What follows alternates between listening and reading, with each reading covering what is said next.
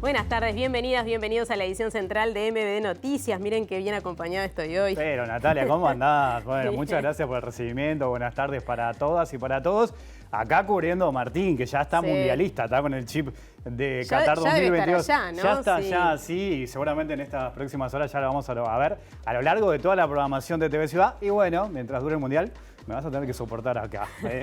Wilmar, creo que ojalá que esté un buen tiempo acá al lado. Bueno, eso significa que Martín va a estar allá porque Uruguay o a la selección le fue bien. Eso significa buenas noticias, bueno, que tenga... No sé si para vos, no, yo estoy acá igual, o sea que me van a tener que ver más tarde el lado B, pero significa que Martín va a tener una buena estadía y vamos a disfrutar todos. Ojalá sea eso, ¿no? Exacto. Bueno, empezamos a compartir la información todos estos días juntos, Wilmar, y si te parece, por noticias que tienen un poco que ver con el ámbito carcelario y con los derechos humanos. Un equipo de MBD Noticias recorrió la unidad 9 del Instituto Nacional de Rehabilitación destinada a mujeres con hijos a su cargo. Allí hay 27 mujeres privadas de libertad, 2 de ellas embarazadas y 25 niños y niñas. Este modelo de atención ha madurado en los últimos años y tiene el visto bueno del informe del comisionado parlamentario para el sistema carcelario. Sí, sin embargo, es posible pensar en un modelo alternativo a la privación de libertad. De hecho, la directora de la Unidad 9 hace hincapié en la necesidad de mayores recursos humanos y económicos en el Instituto Nacional de Rehabilitación para brindar una atención de calidad. Este es uno de los temas que tendremos muy bien desarrollado en esta edición. Sí, hay muchos más y por eso es que vamos a ver los títulos a continuación. Mañana hay paro general parcial con movilización de gremios y sindicatos contra la reforma de la seguridad social. Ex coordinador de inteligencia aseguró que la filtración del Plan Nacional de Inteligencia es responsabilidad del actual titular de la Secretaría de Inteligencia Estratégica del Estado, Álvaro Garcés. Senadores del Frente Amplio solicitan información al gobierno sobre compra directa por más de $1 millón de módulo online del Guardián. El ex jefe de la custodia presidencial fue citado para mañana ante la fiscal Fossati por sus pedidos de favores a jerarcas policiales. Intendentes definieron ajuste de precios para la patente de rodados en 2023. Para los 0 kilómetros se cobrará el 5% de su valor de mercado y para los usados regirá el 4,5% de su valor de mercado menos el IVA. FENAPES expresó su profundo rechazo a la reforma educativa y señaló que significa un retroceso de la educación pública. Asociación Uruguaya de Historiadores preocupada por cambios introducidos en los programas preliminares de historia para 2023. Se elimina conceptos como el de terrorismo de Estado. El presidente Luis Lacalle decidió relanzar las relaciones bilaterales con Venezuela, designando como embajador al ex senador Eber da Rosa. ¿Cuáles fueron los libros más populares, los autores más buscados y las actividades más atractivas? Columna de evaluación y análisis de la Feria del Libro. Avión vinculado a jerarcas rusos cercanos a Putin que paseó por Argentina terminó en Montevideo. El avión está en la mira del FBI. Turquía detuvo a la presunta autora del atentado en Estambul y culpó a grupos kurdos de su organización.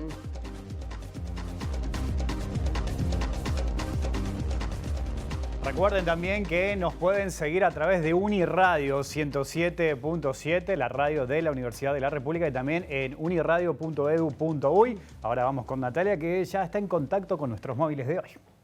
Sí, Wilmar, y hoy tenemos 2 móviles, uno en Montevideo y otro en Maldonado. Tenemos a Álvaro López de Canal 2 de San Carlos, a quien ya estamos recibiendo. ¿Dónde estás, Álvaro? Bienvenido a MBD Noticias. Natalia, Wilmar, buenas noches o buenas tardecitas en realidad.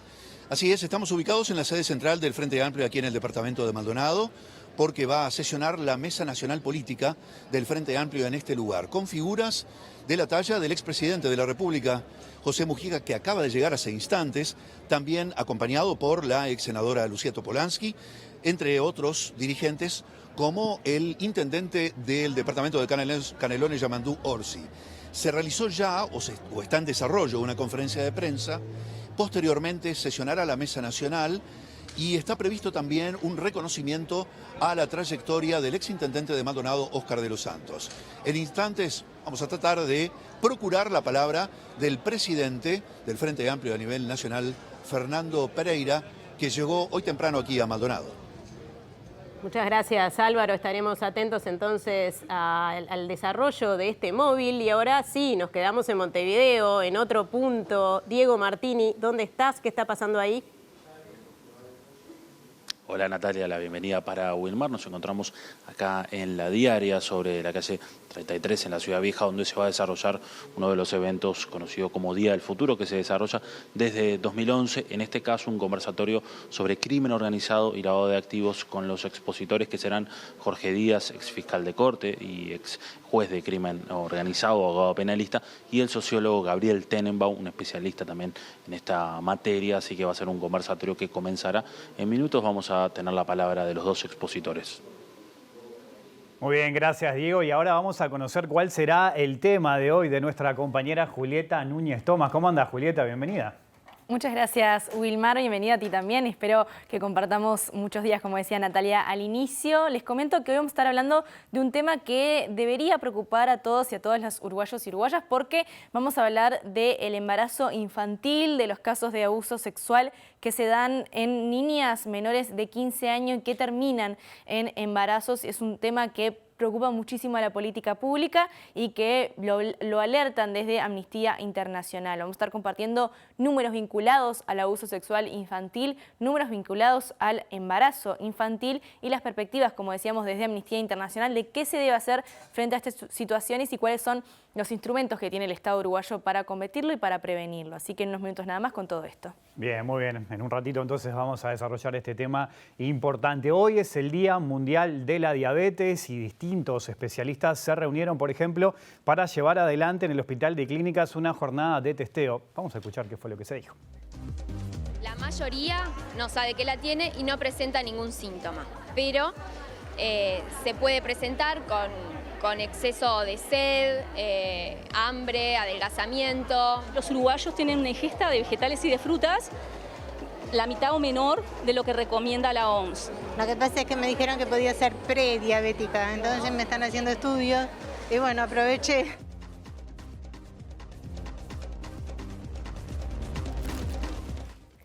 Bueno, y hablando de la diabetes, Wilmar, Sí.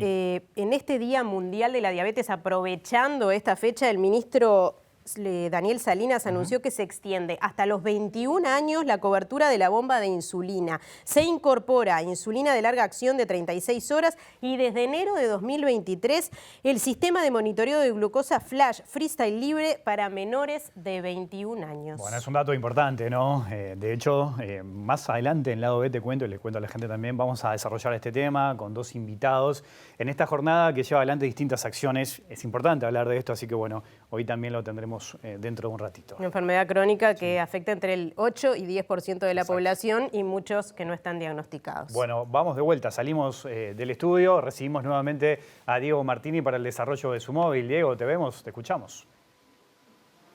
Así es, compañeros, volvemos acá a La Diaria y ya les agradecemos a todos los que están presentes por acá porque están aguantando por el móvil de MB Noticias, y estamos con Gabriel Tenenbaum y con Jorge Díaz. Recordemos que ahora en unos minutos nomás va a comenzar este conversatorio sobre crimen organizado y lavado de activos. Gabriel Tenenbaum, que es sociólogo, bueno, ¿qué diagnóstico se puede hacer y cómo estamos parados en esta materia en nuestro país?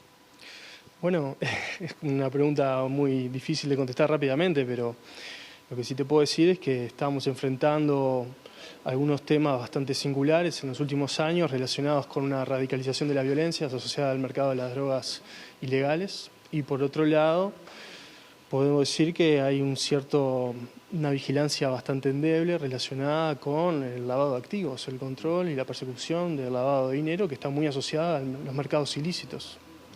Jorge Díaz, ex fiscal de corte, ex juez de crimen organizado, abogado penalista. ¿Qué herramientas tiene la justicia para combatir? En realidad la justicia tiene algunas herramientas normativas que, sobre todo en el marco del lavado de activos, quizá no tanto desde el punto de vista de la parte del código penal y las figuras típicas. En materia de lavado de activos tiene una normativa bastante ayornada, digamos, a lo que son los estándares internacionales. Lo que en mi opinión está faltando desde hace ya un buen tiempo es que los operadores del sistema, y cuando hablo de operadores del sistema, los encargados de las investigaciones, particularmente la policía y la fiscalía, cuenten con herramientas para poder investigar. O sea, acá no se trata de tener figuras delictivas establecidas, porque en general razonablemente o bastante razonablemente las figuras delictivas establecidas en nuestro ordenamiento jurídico contemplan por lo menos lo que son los estándares internacionales. El gran problema son las herramientas para investigar, y ahí claramente marcado desde la última evaluación de la cual Uruguay fue objeto en materia de Gafilat, ciertas características que son preocupantes. Por ejemplo, no hay casos de lavado de activos, o casi no hay casos de lavado de activos en los últimos tiempos en la justicia, y los casos que hay son todos de lavado de dinero de fuente externa, es decir, del extranjero. No hay casos, lo que se denominan casos autóctonos, es decir, prácticamente no hay imputaciones a personas por lavado de activos, por lavar activos de Fondo Nacional, por ejemplo, ¿no? De origen nacional. Y esa es una de las características más preocupantes en ese sentido, porque es claro que evidentemente en Uruguay se lava dinero de fuente nacional. Yo creo que ahí hay que trabajar muchísimo en ese sentido, y de darle, capacitar y formar a la Policía Nacional y a la Fiscalía en el sentido de poder llevar adelante investigaciones de este tipo, para los cuales estamos teniendo dificultades muy grandes, ¿no? Gabriel, a propósito de lo que señalaba Jorge Díaz, ¿cómo se suele lavar activos en nuestro país? Bueno, de muchas maneras, y eso también varía en el tiempo, ¿no? El campo, el turismo, la construcción, son lugares típicos, pero también hay otros asociados con el rubro inmobiliario, mismo el casino. En un momento fue, digamos, en los 80 fue bastante, si se quiere, popular, en los 90 también, todo lo relacionado con metales preciosos, dada cierto decreto en dictadura, en fin, hay un montón de formas de legitimar la renta criminal.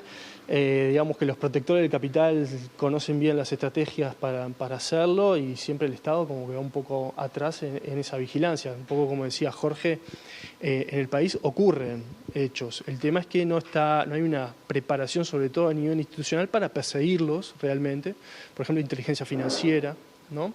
Fuerte, con recursos humanos, económicos, para llevar adelante investigaciones son muy complejas, y de esa forma detectar. Si uno se detecta, ese menos de 1% que representa hoy el lavado de activos en el conjunto de los delitos totales aumentaría. Solo Gabriel Tenenbaum, doctor Jorge Díaz, les agradecemos por estos minutos. Quedan todos invitados a este conversatorio acá en La Diaria de lavado de activos y crimen organizado.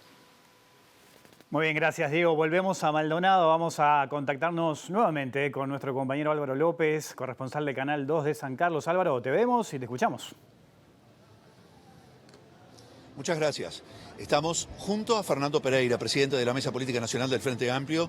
Gracias, Fernando, por esperar estos minutos. Estamos en vivo para TV Ciudad. Fernando, se preveía ya y parece que el numeroso público que se está convocando a la sede central del Frente Amplio de Maldonado, parece que asevera justamente lo que tenían previsto, realizar una mesa nacional aquí, y además un reconocimiento a la trayectoria del exintendente Oscar de los Santos. Sí, es que de alguna manera la política tiene que ir vinculada al amor por los compañeros y compañeras.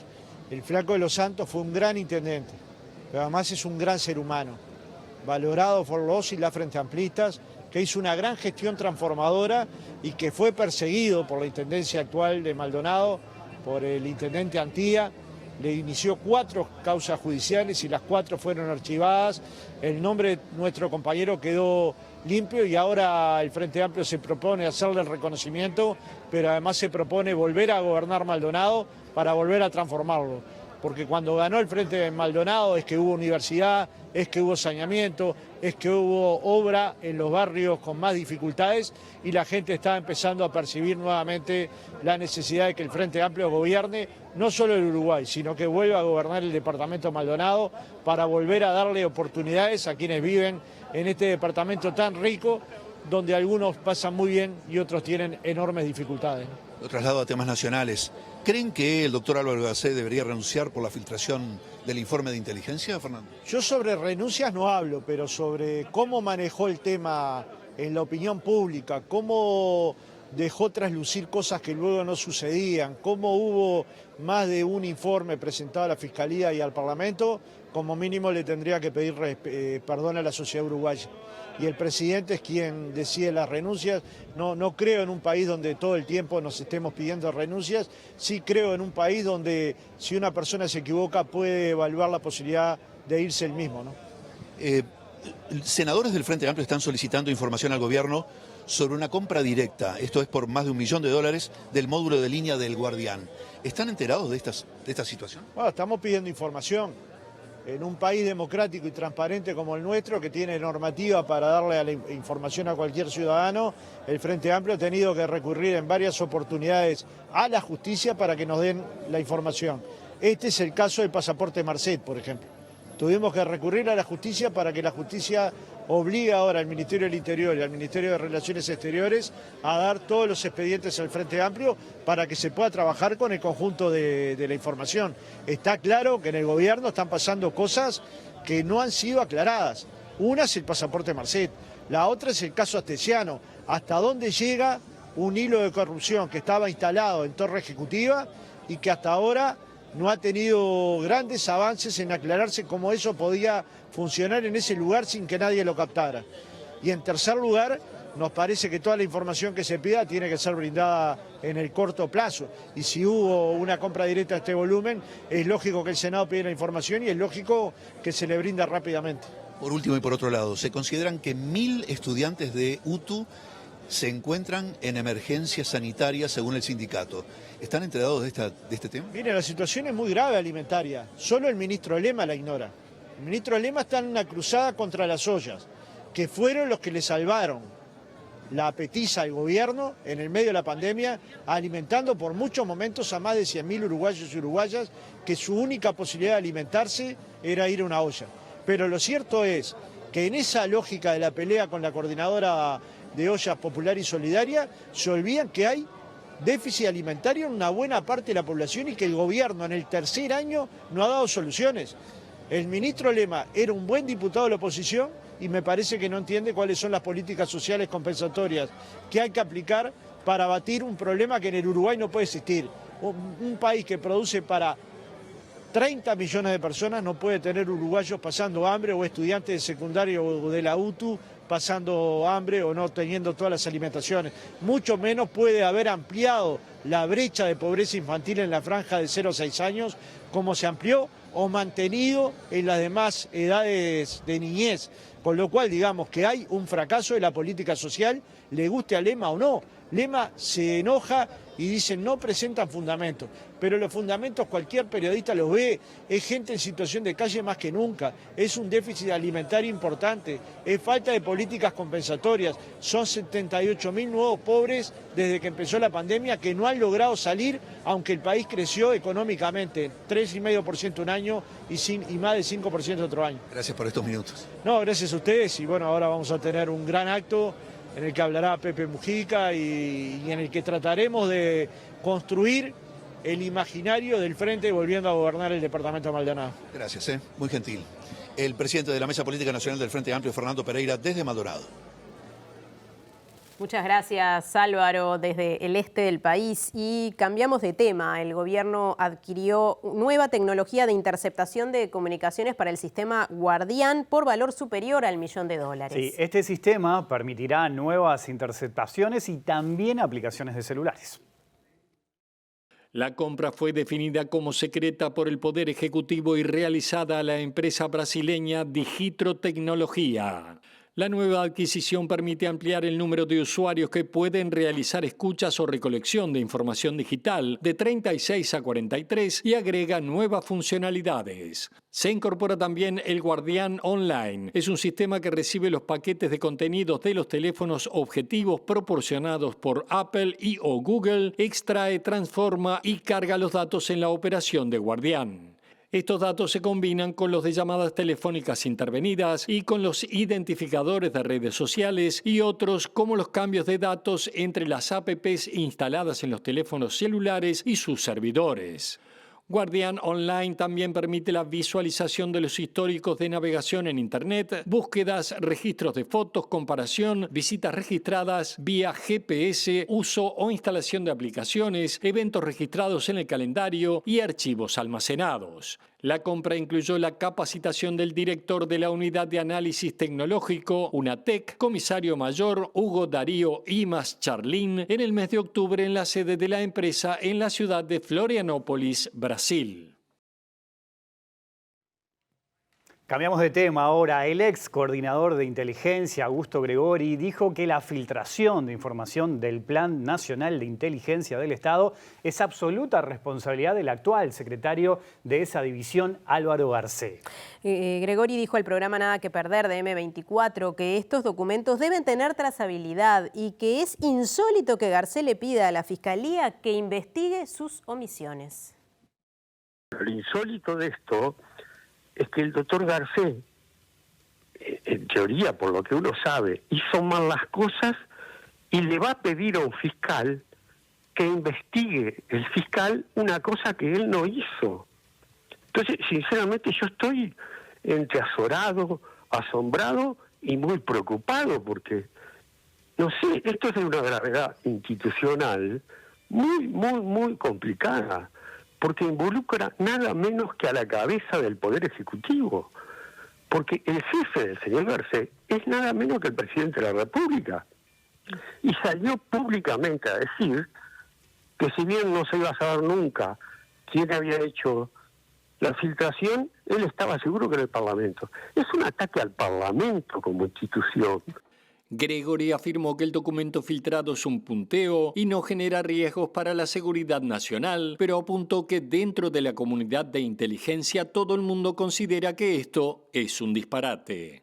Garcé hizo, como yo digo un poco en broma, cometió un error de carácter cósmico. O es un zapallo. O alguien le puso una cáscara de banana tremenda y el tipo la pisó con unos ímpetus terribles que dio una vuelta caminando en el aire, no sé.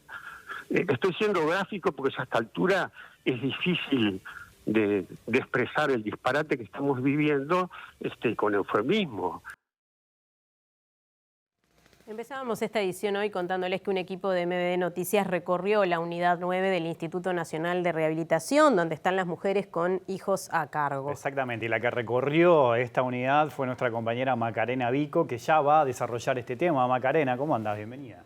Buenas noches, compañeros. Así es, la semana pasada estuvimos junto con un equipo recorriendo esta unidad 9, que, como ustedes decían, alberga a mujeres privadas de libertad con sus hijos. Está ubicada en el barrio Colón, en el mismo lugar donde está la unidad 5, pero son unidades autónomas, es decir, tienen independencia también para el acceso. Allí hay 27 mujeres privadas de libertad, 2 de ellas embarazadas y 25 niños y niñas. Está distribuida en 3 pisos. En la primera planta están las oficinas, enfermería, está la cocina. En el piso 1 están las habitaciones y en el piso 2 están todo lo que tiene que ver con los espacios de talleres, de capacitaciones y también un espacio de juego que está para los niños y niñas que está atendido por una educadora. Este último piso fue inaugurado en 2021 y fue uno de los motivos por los cuales se cambió, mejoró la evaluación de esta unidad por parte del Comisionado Parlamentario para el Sistema Carcelario. En 2021, el último informe del comisionado evaluó de manera positiva esta unidad. Es una buena unidad que tiene una atención que ha mejorado con los años, según el comisionado parlamentario, y que cumple con las reglas Mandela. Estas son las reglas mínimas de las Naciones Unidas para el tratamiento de los reclusos. Según el comisionado parlamentario para el sistema carcelario, Juan Miguel Petit, es una unidad que tiene, como decíamos, una buena atención, pero que puede mejorar y podría tener unas alternativas a la privación de libertad, como es la prisión domiciliaria y asistida y pequeñas unidades. Esto teniendo en cuenta las particularidades que tiene esta unidad que aborda la crianza y la rehabilitación. La buena noticia es que se ha mejorado y consolidado el modelo de atención institucional, pero creo yo que hay que seguir pensando en un modelo más insertado en la comunidad para los casos, por ejemplo, de prisión domiciliaria asistida y reservar para aquellos casos que por el delito, por distintas circunstancias requieren una internación en una institución, pensar en unidades más pequeñas, tipo casonas, con 4 o 5 personas con una atención muy personalizada. Más allá de eso, actualmente esa unidad yo creo que tiene una buena respuesta y es de las áreas que nosotros subrayamos como con oportunidades de rehabilitación, con oportunidades de trabajo y que está dentro de las en verde, digamos, en luz verde con lo que son las reglas Mandela. O sea, un nuevo diseño de ese tipo tiene que ver no solamente con el Ministerio del Interior, tiene que ver con cuestiones judiciales, con la mecánica de cumplimiento de la pena y con coordinación con los recursos comunitarios. O sea, es complejo, no es fácil. Hay que trabajar mucho también con datos, con evidencia, mostrando el impacto que tiene lo institucional y siempre buscando alternativas para esa zona tan sensible que es el origen de todo, que son los primeros meses y los primeros años de vida. Recorrieron la unidad, Maca. ¿Con qué se encontraron? ¿Qué vieron? ¿Qué escucharon? ¿Qué les dijeron? Bueno, es una unidad que tiene muchas particularidades. Primero, no tiene celdas, es la única con estas características justamente por el abordaje que tienen desde los derechos de la infancia. Pero además articula lo que tiene que ver con el sistema de rehabilitación a través del INR, pero también con programas que trabajan con la infancia a través de INAU, ACE y el MIDES. Hablamos también con Cecilia García Palomeque, que es la directora de esta unidad desde el año 2019 y bueno, ella nos comentaba algunos cambios que hicieron en el abordaje de estas particularidades, ¿verdad? Que empezaron, cuando ellos ingresaron, estaba muy enfocada en lo que tiene que ver con los derechos de la infancia, pero faltaba como un enfoque hacia las mujeres, hacia estas madres, y desde ese momento ellos empezaron como a trabajar, intervenir a través del binomio madre-hijo, también dándole herramientas a estas mujeres y también dándoles espacio a ver cómo ellas querían ejercer la maternidad. Eso fue algo como innovador y que puso el foco en las dos partes que conviven en esta realidad.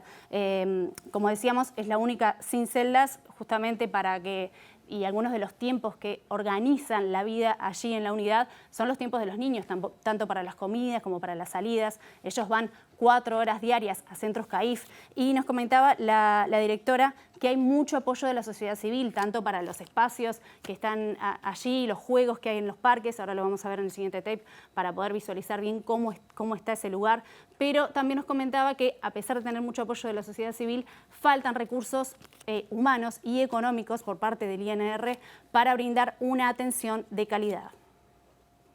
Los recursos económicos y los recursos humanos es un tema bastante complejo, por lo menos dentro del INR. Como sabrán, no tenemos los recursos necesarios para poder brindar una atención de calidad a la población privada de libertad. Con los que tenemos, y obviamente en nuestro caso en la Unidad 9, con mucha ayuda de la sociedad civil, logramos que el impacto sea menor. Logrando poder generar algunos insumos para la unidad que puedan facilitar el desarrollo de estos niños acá adentro. Pero sí, los recursos son finitos y es difícil poder trabajar en estos términos. A pesar de esto, la unidad logró expandir los sectores para poder pensar estrategias de progresividad a nivel laboral, educativo y desde la convivencia. Esto es un insumo a la hora de solicitar salidas transitorias o prisión domiciliaria. Tenemos cuartos de repente de 4 mujeres, donde si bien son cuartos amplios y cómodos, hay otros cuartos que son para 2 mujeres, donde tienen baño adentro de los cuartos, que permite que ellas puedan como decir, bueno, si hago bien las cosas, puedo pasar un espacio como más íntimo, sin tener que compartir como con más mujeres privadas de libertad, y eso genera como un entusiasmo para seguir avanzando. Y a nivel laboral pasa lo mismo, pasan de comisiones o de trabajos de menor confianza a trabajos de mayor confianza. La mayoría de las mujeres que se encuentran privadas de libertad en la Unidad 9 ingresaron por microtráfico y eran jefas de hogar. Las realidades son diversas, pero la vulnerabilidad es una condición que se repite. Son la figura de cuidado de esos niños en el afuera y que cuando cometen el delito siguen siendo la única figura que hay para esos niños. Entonces eligen ingresar al sistema de privación de libertad con sus hijos porque no tienen otros referentes familiares de afuera que se puedan hacer cargo. Y a veces también las realidades son tan complejas y de extremada vulnerabilidad que saben que acá adentro van a poder contemplar, por ejemplo, la alimentación, la higiene, la atención en salud mental. Interesante esa mirada porque encierra un montón de elementos a las mujeres privadas de libertad. De hecho, Macarena, tuviste la posibilidad de hablar con una de ellas, ¿no? Sí, así es. Bueno, son muchas las particularidades, son 27 mujeres, La mayoría de ellas están presas por microtráfico y por intentar ingresar droga a las cárceles o ingresarla, que hoy tiene 4 años de prisión. Son además temas que se están abordando desde la sociedad civil y mismo desde el comisionado parlamentario, tratar de que se revea la duración de las penas de estos delitos. Estuvimos hablando con Dayana, ella está con su hija de 5 años presa. Lo que no habíamos mencionado es que pueden estar hasta los 4 años máximo los niños y niñas allí con sus madres, pero se puede prorrogar hasta máximo los 8 años según las recomendaciones internacionales, y esta decisión es tomada por un juez de familia. Bueno, como decíamos, son muchas las particularidades, pero aún así estas madres deciden estar allí con sus hijos por la importancia que es para ellas compartir estos primeros años de vida. Al estar acá yo sentí un paso nuevo y como que yo me siento rehabilitada haber estado acá, porque a pesar de haber conocido otras cosas, salí mucho adelante. Yo vine pesando 38 kilos, mi hija estaba mal también, y hoy en día siento que está, como te dije, que hay otro paso más. Yo estoy trabajando, estoy estudiando, mi hija va a la escuela, tiene otra vida a la cual yo no me he dado cuenta que tenía que estar y darle a ella. Más allá que todo el mundo dice que esto es una cárcel y todo, para mí es un hogar de madres. Yo tengo 2 hijos para sacar adelante, yo tengo que salir adelante también por ellos y está. Y esto me enseñó a que hay más posibilidad afuera. Entonces, me emociona un poco porque mi hija llegó mal acá, y yo no lo veía, ¿viste? Y eso es lo que yo... Es medio fuerte porque es fuerte, pero salí. Lo bueno que salimos adelante. Bueno, y cambiamos de tema. La Asociación Uruguaya de Historiadores manifestó su preocupación por los cambios introducidos por la ANEP a los programas preliminares de historia que comenzarán a regir en 2023 con la instalación de la reforma educativa. Sí, lo que señalan es que la propuesta curricular que se dio a conocer estos días nos plantea varias interrogantes, señalan, y además agregan que hay zonas de preocupación por las decisiones adoptadas sobre los contenidos históricos. Aseguran que los cambios de conceptos, falta de actualización bibliográfica pueden resultar peligrosos en torno a la enseñanza de esta materia. A nosotros también nos preocupa mucho la modificación conceptual en torno a algunos términos o en torno a algunas palabras. No es lo mismo hablar de guerra que de terrorismo de Estado, ¿no? Es decir, la historiografía a través de las investigaciones ha logrado o ha probado que una de las caras de la última dictadura civil militar en Uruguay fue la aplicación sistemática del terrorismo de Estado o la violación sistemática de los derechos humanos, ¿no? Y que, bueno, hasta donde sabemos, no hubo una declaración de guerra, ¿no?, entre estados beligerantes, entre facciones, entre posiciones. Entonces, esa idea, ¿no?, de que se elimina, por ejemplo, la idea del terrorismo de Estado, que se elimina, por ejemplo, la idea de violaciones a los derechos humanos, que se incorpora cierta idea o cierta noción de guerra que tiene que ver con una arquitectura legal, de construcción del estado de guerra interno, también demuestra falta de actualización. La falta de actualización en los programas presentados queda en evidencia, según la Asociación de Historiadores, cuando la historiografía uruguaya, con investigadores de todas las tendencias, ya ha saldado esos debates y hay ciertos consensos sobre determinados temas. También cuestionan que el futuro programa no distingue claramente en la bibliografía lo que es un documento histórico de lo que es un testimonio, haciendo hincapié en la incorporación para el próximo año lectivo del libro La agonía de la democracia del doctor Julio María Sanguinetti. La bibliografía es lo que hace, bueno, un investigador en historia siguiendo un método de trabajo, siguiendo las reglas de ese campo de investigación. En el caso de la asociación reúne a más de 100 historiadores académicos y profesionales. Un testimonio es el testimonio de un protagonista de los acontecimientos, un protagonista de época, ¿no? Digo esto, por ejemplo, por la incorporación de el libro del doctor Julio María Sanguinetti, ¿no? Pero es un testimonio que se puede utilizar en clase, pero que hay que explicar cómo surge, quién es ese autor, es decir, no es una bibliografía histórica elaborada por un historiador académico. Cambiamos de tema ahora. El PIT-CNT convoca para mañana a un paro general parcial entre las 9 de la mañana y las 13 horas. En este caso, la medida se toma bajo la consigna que no te roben el futuro y contra la reforma jubilatoria y el modelo de la desigualdad. El transporte no adhiere al paro, pero sí a la movilización. En la educación primaria, maestras y maestros tampoco realizan paro, pero adhieren. En secundaria y la Universidad de la República adhieren al paro de 9 a 13 horas. La Universidad Tecnológica paraliza sus tareas por 24 horas. En la salud pública, el paro es de 6 de la mañana a 18 horas. En la salud privada, la paralización es de 8 a 15 horas y en Montevideo y el área metropolitana. En todos los casos, los servicios que estarán disponibles son los de urgencia y emergencia, así como la atención a pacientes oncológicos y las salas de internación.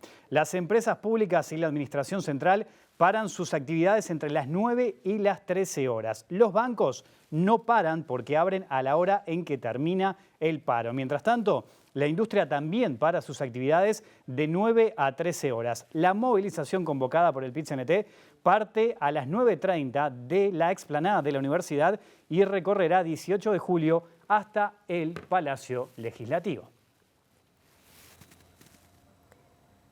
Bueno, sí, ahí está. Bueno, vamos a hablar de libros, Wilmar, por eso te vino el entusiasmo seguramente. Porque vamos a hablar de libros o de la Feria Internacional del Libro, la edición número 44 de esta Feria Internacional del Libro, y por eso tenemos el gusto de recibir a nuestra compañera Valeria Tanco, que desde hace un par de semanas forma parte del equipo de TV Ciudad con este ciclo TV Ciudad de Feria. Aparte ustedes la han podido ver en Mirá Montevideo todos los días y casi que se instaló allí como, como los stands de la Feria del Libro. Sí, era parte del staff. Ya daba direcciones, buenas noches, ya daba direcciones a la gente, ¿no? Me decían, ¿dónde queda? Allá, para allá, ¿no? Era la azafata de la feria. Bueno, contanos primero, ya que tuviste así un conocimiento tan acabado de esta Feria del Libro, ¿qué te pareció? ¿Por qué es tan importante que existan estas ferias del libro en distintas ciudades del mundo? Porque no solamente en Montevideo, por supuesto, ¿no? ¿Cuál es la relevancia, la importancia? Lo que tiene esta Feria del Libro en particular tiene su singularidad y creo que una de las condiciones más importantes de la Feria Internacional del Libro de Montevideo es que sea en la Intendencia de Montevideo. Desde hace 15 años la Intendencia es la casa de la Feria del Libro y en realidad, ¿qué tiene de eso? Es que es abierto, que es gratuito, no todas las ferias del libro son gratuitas, la mayoría cobran entrada, que es céntrico y entonces pueden venir de todo el país hacia acá, que es una casa de los montevideanos, no es reconocible, o sea, todo el mundo va a entrar y ya sabe que no tiene que pagar, ¿no? O sea, y todo eso me parece que le da como una singularidad muy interesante y para el libro, para la industria del libro uruguaya, que es tan importante, es un espacio de encuentro, ¿no? Y también de venta y de promoción, ¿no? de lo que tiene, pero también de encuentro. Entonces es eso. Yo diría que el encuentro y la democratización del acceso al libro son las dos, puntas que me parecen que la hacen importante. Hablas de encuentro y hablas de singularidades de la Feria Internacional del Libro en Montevideo, pero ¿cuál es la particularidad de esta edición? El año pasado hablábamos, bueno, volvió la Feria del Libro luego de la pandemia. ¿Qué pasó este año? ¿Qué es lo diferente? ¿Cuál fue el atractivo? Yo pasé por ahí un par de veces y estaba lleno de gente. Sí, bueno, lo que destacan, consultamos a varios editoriales y a una distribuidora, digamos que ahí se encuentran, ¿no? Los socios de la Cámara Uruguaya del Libro, pero también otros actores del libro, ¿no? Pero bueno, ellos son como los más protagonistas y son editoriales, son distribuidoras y son las librerías, ¿no? Las tres partes de la industria. Y lo que destacan todos es que en realidad hubo una gran concurrencia a todas las actividades planteadas, ya sea por la propia feria o por el Ministerio de Educación y Cultura o por la Intendencia de Montevideo. Todas las actividades y todas las presentaciones hubo mucho más público que lo de costumbre, ¿no? Sobre todo Incluso así antes en de la pandemia. globalidad, ¿no? Incluso antes de la pandemia. Incluso antes de la pandemia. Destacaron eso, que este año se dio eso, una concurrencia, se ve que había avidez, ¿no? Por poder estar con normalidad concurriendo a la Feria del Libro y sucedió esto, ¿no? No saben identificar cuál es la razón, no le encuentran una causa. A mí me da la sensación de que hubo también, además de las presentaciones en sí mismas, otro tipo de actividades. Entonces, creo que eso, el abrir el juego a otro tipo de actividades y a otros contenidos o otros encuentros, ¿no? Que no sea solo de la novedad, hizo que sucediera esto. ¿Y qué te dijeron tus fuentes sobre los libros o los autores? ¿Hay bestsellers de esta feria? ¿Hay algunos autores que son más buscados? Pasó algo que es que en los 5 primeros días de la feria, el distribuidor Guzzi me decía que hubo un récord de ventas. O sea, que fue como explosivo, que era algo que se dieron cuenta que no se iba a poder sostener, ¿no? Fue el 1 al 13 de noviembre, se cerró ayer. Entonces, y en ese sentido, por ejemplo, en Penguin, el primer día se hizo la presentación del libro de Richard Reed, que escribió, la biografía que escribió, que es más bien la biografía sindical, ¿no? De Richard Reed, está apuntado a eso, que escribió Leonardo Havercorn, y ese libro al principio de esos primeros días también se vendió explosivamente, ¿no? Entonces hubo como un fenómeno así de los primeros días en los que podemos identificar algún título, pero después pasó algo que está pasando en general en el mercado y que pasó en la feria, que es que se venden menos ejemplares de más títulos, ¿no? O sea, se vende más diversidad de títulos. Y esto también tiene que ver con que nosotros ahí podemos encontrar en la feria las editoriales, ¿no? Entonces vemos todo lo de cada una de las editoriales junto, ¿no? Y eso es distinto que ir a una librería en la que salpicás o picás, ¿no? En este caso, entonces, ellos te presentan todo, no solo las novedades, y ahí hay como una elección más de este título, el otro, y no tanto por la novedad o por algo que te recomendaron, ¿no? Vas ahí y empezás a ver. Hay una variedad de temáticas y de todo impresionante, porque las editoriales tienen eso, ¿no? Sí, sí, impresionante. Y en general está pasando eso como fenómeno, ¿no? Estamos cambiando el comportamiento de compra. Es eso, no es 10.000 personas compran el mismo título, sino que en realidad esas 10.000 personas compran no sé, 100 títulos, por ejemplo, claro, ¿no? Entonces se distribuye eso, y eso es completamente distinto como lógica, ¿no? Y algo muy interesante es que veníamos con un semestre en la industria del libro bastante bajo de ventas, y la feria lo levantó así, repuntó impresionante, lo cual es bueno para todos, claro, ¿no? Para los autores, para todos. Y, digamos, todos los que consultamos están de acuerdo en que las ventas de este año con respecto a las del año pasado subieron un 20%, que también, un 20% por lo menos, claro, ¿no? Eso todavía es muy importante. Sí, todavía es temprano para decir porque, bueno, están todavía, no empezaron a hacer las cuentas. Cerrando la caja. Claro, recién levantaron toda la feria. Ayer estuvieron como 1 hora y media o 2 después del cierre a las 10 de la noche. Bueno, pero es importante. Este es un país en donde se consume mucho libro, ¿no? Sí. Es un país de lectores. Y también es un país de autores. De autores. Sí, hay muchos autores de libros, y eso también. Eso la feria también le da un lugar, bueno, en el piso 1,5, además del espacio Marosa, de la Dirección de Cultura de la Intendencia de Montevideo, hubo un espacio para editoriales independientes que no están asociadas a la Cámara. Bueno. Y eso también es importante, claro, ¿no? Porque es como un lugar en el que nos encontramos con otros autores, con otros libros, con otras editoriales. Bueno, muchas gracias, Valeria. ¿Todavía tenemos algún capítulo más de TV Ciudad de Feria? Tenemos 2 capítulos de TV Ciudad de Feria en lo que queda de noviembre. Los invitamos el domingo a hablar de lo íntimo y lo público, porque es eso, en cada capítulo vamos por un camino, y bueno, tenemos eso. Y les quería agradecer especialmente a nuestras fuentes consultadas, que son la distribuidora Guzzi y las editoriales Fin de Siglo, Mi Estuario, Criatura y Penguin Random House. Bien. Bueno, muchísimas gracias, Valeria. Gracias a ustedes. Divina esta información, seguro que interesante para todos. Gracias. Gracias a ustedes. Bien, gracias Natalia, gracias Valeria. Vamos a cambiar de tema ahora porque nos vamos a meter en la educación. FENAPES rechazó profundamente la reforma educativa que impulsa el gobierno. A través de un comunicado, la Federación señala que estos cambios obedecen a una receta neoliberal que responde a organismos internacionales de crédito. Hablan de privatización de la educación y también de mercantilización.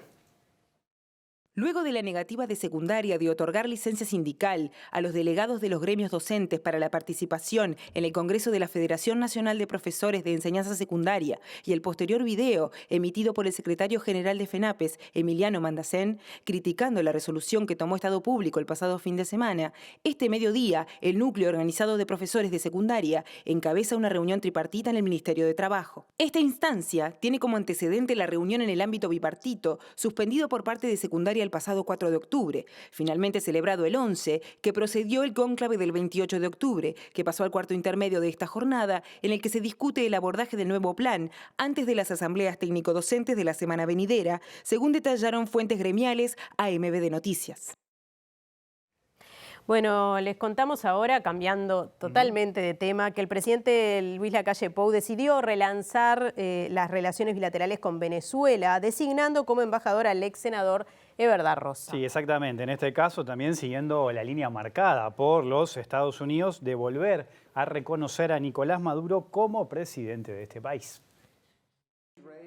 Desde que Joe Biden asumió en enero de 2021 como presidente de Estados Unidos, comenzó a recomponer el vínculo con Caracas, dejando de lado el reconocimiento de Juan Guaidó como presidente interino, impulsado durante la presidencia de Donald Trump. En este sentido, la semana pasada se pudo ver a Nicolás Maduro en la cumbre COP27 de Egipto, en lo que fue su regreso a la escena internacional, manteniendo encuentros con presidentes de varios países que hasta el cambio de posición de Washington tampoco lo reconocían como mandatario. Alineándose con este cambio, se supo este fin de semana de la intención de designar a Eber da Rosa, para lo cual el viernes el Poder Ejecutivo solicitó el beneplácito al gobierno de Maduro para enviar al ex intendente de Tacuarembó como embajador, cargo vacante desde el año 2015. De acuerdo con las primeras reacciones, la decisión sobre este cambio en política exterior no fue dialogada con los socios de la coalición. El senador de Cabildo Abierto, Guillermo Domenech, dijo que su partido no tiene una posición tomada, pero consideró que enviar un embajador supone un reconocimiento efectivo de Maduro, mientras que desde el Partido Colorado se anunció que el tema será analizado este lunes por su Comité Ejecutivo Nacional. Presenta Mercado Agrícola de Montevideo, en el corazón de un barrio donde late la ciudad. Mercado de Historia. Mercado de Historias. Bueno, llega el momento de recibir nuevamente a nuestra compañera Julieta Núñez Tomás. Sí, que hoy en el adelanto de su tema nos contaba que iba a hablar de este alarmante aumento de denuncias de abuso sexual infantil. Julieta, te vemos, te escuchamos.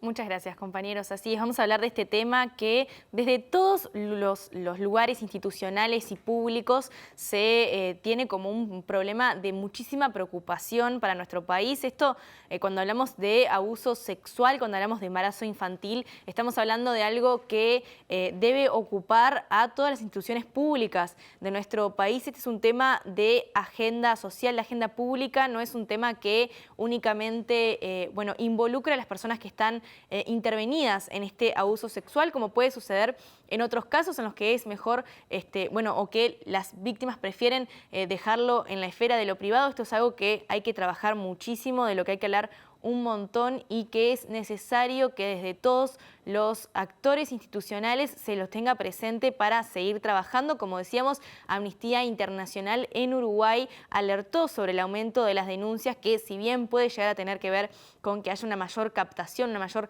receptación de este tipo de denuncias, igualmente no deja de ser preocupante el número que presentan y lo que podemos ver y lo que se puede observar en el último informe del CIPIAB, que es quien releva los casos de violencia hacia menores en nuestro país, es que en un 20% de todas las situaciones vinculadas a abusos o maltratos y violencia hacia niños, niñas y adolescentes, un 20% de todas estas situaciones tienen que ver con el abuso sexual infantil. Esto además afecta mayoritariamente al tramo de entre 13 y 17 años y afecta en particular y con muchísima más presencia a mujeres, a niñas y adolescentes, justamente en un 76%.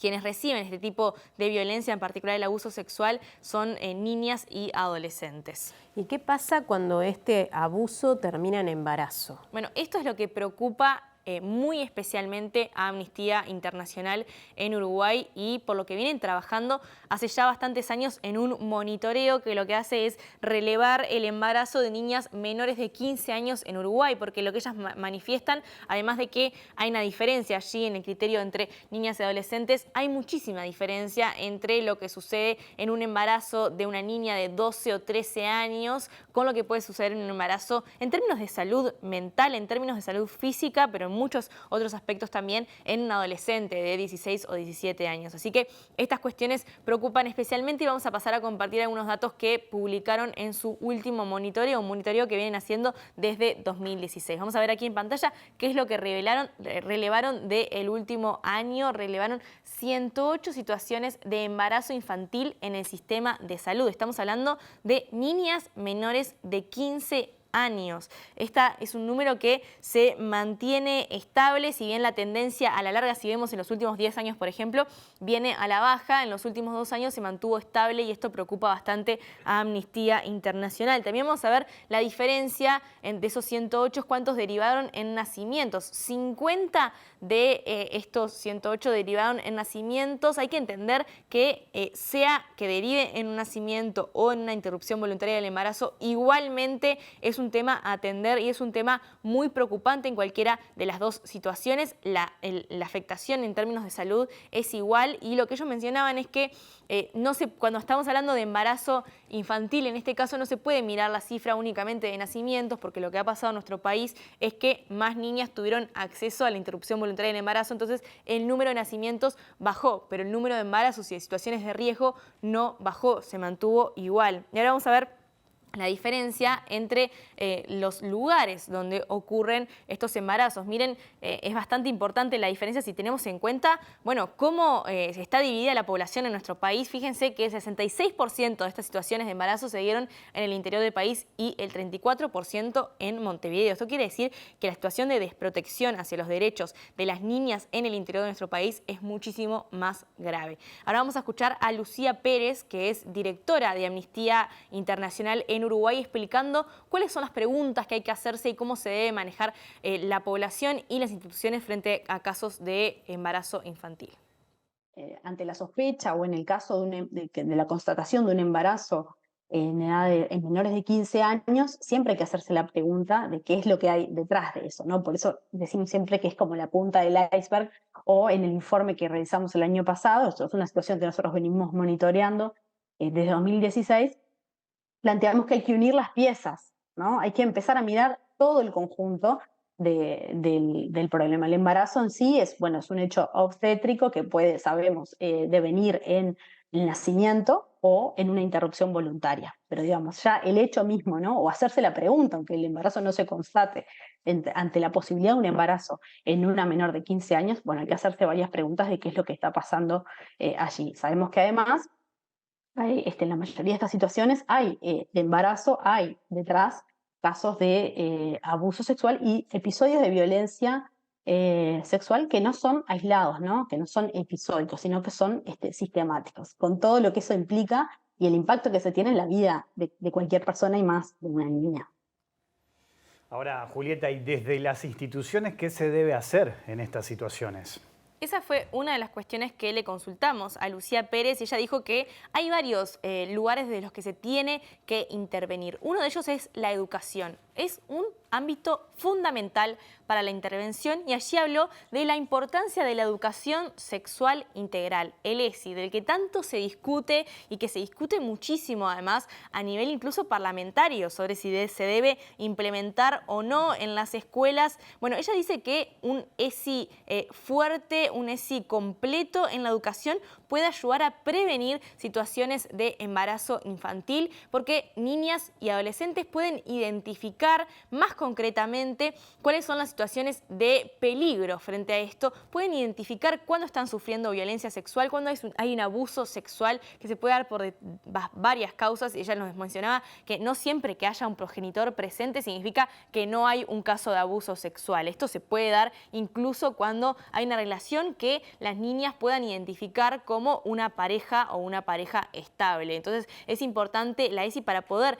identificar estas cosas y también para agarrar las situaciones a tiempo para poder lograr hacer las denuncias y hacer una investigación y para que la atención sea pertinente. Y otra de las cosas es justamente la atención en salud. Es muy importante que se trabaje con los equipos de la atención en salud sexual y reproductiva para que sepan cómo acompañar a las niñas y adolescentes en estos casos, para que le den toda la información disponible, para que sepan qué caminos atravesar una vez que están en situación de embarazo y para que puedan finalmente cumplir y ejercer sus derechos una vez que sus derechos ya fueron violados, porque si hay un caso de embarazo infantil, estamos hablando casi siempre, en la mayoría de los casos, de una vulneración de derechos y en particular de un derecho humano que es el de la salud sexual y reproductiva. Y lo que nos mencionaba Lucía es que si bien en nuestro país en realidad hay un marco normativo de avanzada para atender estas cuestiones, hay una diferencia entre el marco normativo y el cumplimiento efectivo de ese marco normativo. ¿Hay algún ejemplo concreto de estas iniciativas? Bueno, Lucía nos mencionaba algunos de estos ejemplos y les trajimos uno en particular y después ella va a comentar otro, que es el mapa de ruta para la atención de niñas y adolescentes menores de 15 años en situación de embarazo. Este es un mapa de ruta que elaboraron varios ministerios, Presidencia de la República, junto con OPS y UNFPA y otros organismos públicos, y lo que hace es brindar directrices para el trabajo y para la atención. Dicen que es para profesionales y equipos de diferentes sectores para el desarrollo de acciones que garanticen la atención integral, pertinente y oportuna desde un enfoque de protección, garantía y reparación a la vulneración de derechos. Este mapa de ruta es un documento de 90 páginas que lo que muestra es cómo proceder desde diferentes ámbitos, desde la salud, desde la educación, desde el desarrollo social, también desde el Ministerio de Desarrollo Social, cómo proceder, es decir, una guía de acciones a tomar en cuenta. También presenta el marco normativo y da muchos consejos o directrices justamente en términos, por ejemplo, de recomendaciones socioemocionales, psicoemocionales, cómo atender estos casos desde ese lugar. Otra de las herramientas es un sistema de notificación y sobre eso nos cuenta Lucía Pérez. Un sistema de notificación a nivel de los servicios públicos de salud, que es, se detecta un caso, ¿no?, de embarazo o un posible caso de embarazo en una menor de 15 años y hay un equipo central, digamos, que puede hacer el seguimiento al equipo, ¿no?, al equipo en territorio. Y esto sin duda permite, primero, tener mayor información, tener también criterios comunes, permite atender mejor y sobre todo problematizar, ¿no? Decir, acá hay un problema, esto es algo que tenemos que atender, y sin duda ese instrumento, a la luz de lo que nosotros venimos observando, es una herramienta muy, muy potente que sin duda va no solamente a arrojar datos importantes para seguir mejorando y también detectar, dónde están los nudos críticos, ¿no? Dónde está la cuestión más estructural y qué es lo que efectivamente se puede hacer.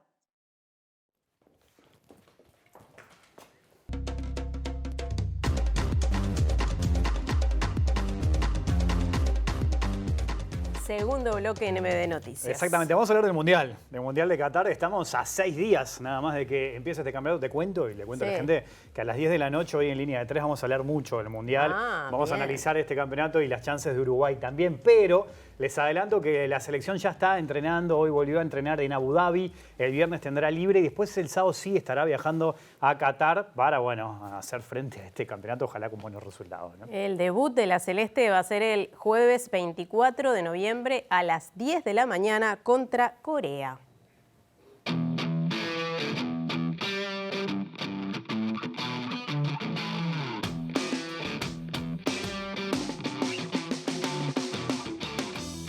Muy ilusionado con todo lo que los compañeros transmiten en el día a día, con todo lo que me brindan de consejo el cuerpo técnico. Creo que eso te aumenta la ilusión. Siempre es hermoso, siempre hay que valorarlo porque no siempre vamos a estar en la selección, entonces el tiempo que estemos hay que disfrutarlo. Y ilusionados con intentar dejar una huella linda y dejar bien parado el país.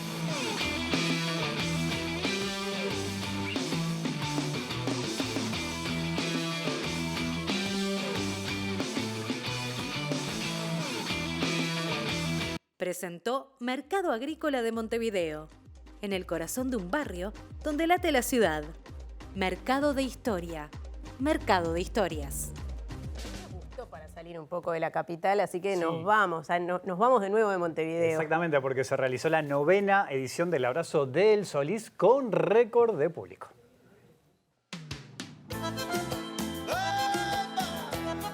Llegamos al este del país, donde se realizó la 9ª edición del Abrazo del Solís Grande, una de las fiestas más importantes, sin dudas, del país, donde 19 instituciones se van a ver beneficiadas. Lo importante de esto es que hay una organización civil atrás, las intendencias colaboramos, los municipios también. No es solo una pose, no es solo una imagen, es una realidad.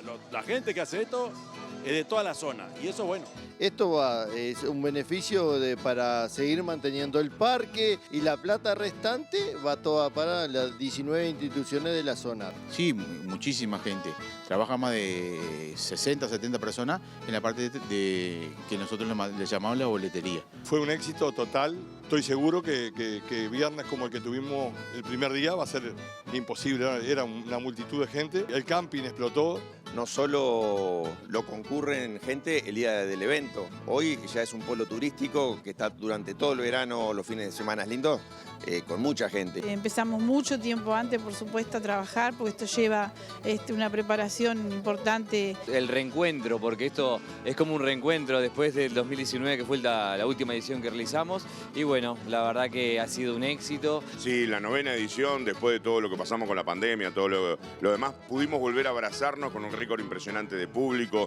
Es difícil decir lo que se siente, pero volver al Solís es volver a una gente muy cálida, muy linda. Me llamaron y me dijeron, che, mirá que este año sí vamos. Digo, bueno, vamos a tener que ir. Tanto me llaman, jódanse. Voy. Somos la escuela 17, vamos a bailar el pericón en el Abrazo Solís Grande. Muy contentas de poder volver, después de este momento de pandemia tan complicado, que se vuelva a hacer este festival tan lindo, tan importante. Volver a rehabilitar la fiesta es un verdadero placer, y más viendo lo que ha sido anoche y sin duda lo que va a ser hoy, lo que ha sido esta tarde. Y en total, mira, anoche cenaron alrededor de 120. Bueno, yo para mí cocino mejor yo. Ahora para él, no sé. Ay, yo digo que se va a dejar comer, yo digo. Por eso lo hago. Para unos 150 personas más o menos. Ella nos pidió una foto y le dimos una foto. Vi así mega diosos y dije, necesito una foto. Y la verdad es que combinamos. Yo mega plancha y ellos... Sí, a veces sí. Cuando se va un poco en copas, como anoche. Pienso que a las esposas, porque como... Bueno, ver esos guisos a esta hora. Es complicado, ¿no? Es duro para uno. Yo me quedo, eso es el problema, tengo que esperar un poco más, pero bueno. Es verdad, Wilmar se queda porque ya viene el lado B, ya sabemos que va a hablar de diabetes, ese va a ser en este Día Mundial el tema del programa de hoy. Pero antes de irnos, tenemos que repasar los datos del tiempo. Bueno, vamos a ver qué nos depara el estado del tiempo. Mirá, mañana martes, 15 de noviembre, 16 la mínima y 25 la máxima, una jornada nubosa, ¿no? Y el miércoles 16 de noviembre, 12 la mínima, 27 la máxima. Empieza a sentirse el calorcito. Sí. Una jornada similar el jueves 17, también con 15 de mínima y también 27 de máxima. Así que bueno, ese es el pronóstico para estos próximos días. Bien. Bueno, como les dijimos, están invitados a quedarse en la pantalla de TV Ciudad. Ya viene el lado B, luego la letra chica y luego la línea de 3. Línea de 3, sí, mucho Copa del Mundo, mucho Mundial en esta noche de lunes aquí en TV Ciudad. Bueno, y nos reencontramos mañana a las 19 horas. Que pasen bien.